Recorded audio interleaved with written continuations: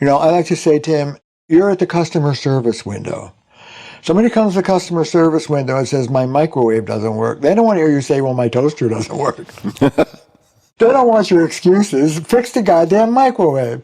Yeah. Tend to your partner and bring them back into repair with you. Then, hours later, or the next, then they might have some interest in what but tend to them. Put yourself aside and tend to them. What does that look like? Two things.